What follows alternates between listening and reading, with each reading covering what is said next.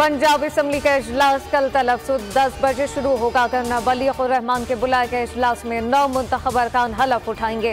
Assembly secretariat ने इजलास के हवाले से तैयारियां शुरू कर दी। इफ्तिताही इजलास की सदारत स्पीकर सिफ्तैन खान करेंगे।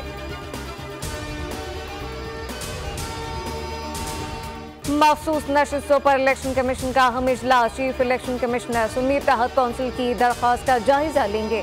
कमीशन मखसूस नशिस्तें देने या ना देने का हतमी फैसला करेगा। कमीशन मखसूस नशिस्तों का कोटा जमातों को अलॉट करेगा। हतमी पार्टी पोजीशन जारी होने का इम्कान।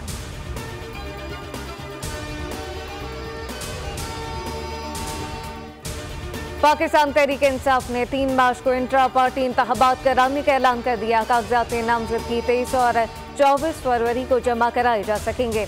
कागजात की स्क्रूटनी 25 फरवरी को होगी। कागजात नामजदगी पर फैसले 27 फरवरी को होंगे।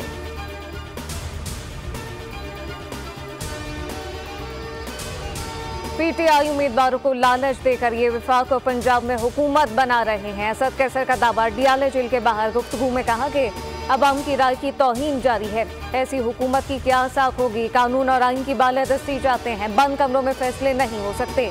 मजीद कहा कि तहरीक इंसाफ के सिंध और बलूचिस्तान में मुख्तलिफ अलायंस बनने जा रहे हैं। तहरीक लब्बैक से मुलाकात की जाएगी। उमर अयूब कहते हैं कि मुल्क में रूल ऑफ लॉ को यकीनी बनाया जाए।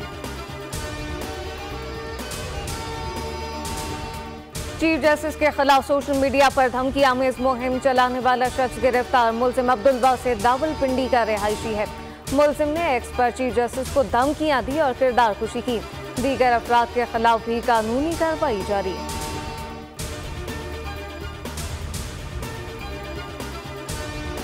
अबान कत्ल केस के मुल्जिम का जुडिशल रिमांड 14 रोज के लिए जेल भेज दिया गया। पुलिस ने मुल्जिम सुफियान को जिस्मानी रिमांड मुकम्मल होने पर अदालत में पेश किया। तफ्तीशी अफसर का कहना है मुल्जिम की असल उम्र के तयन के लिए टेस्ट रिपोर्ट ताहल नहीं आई।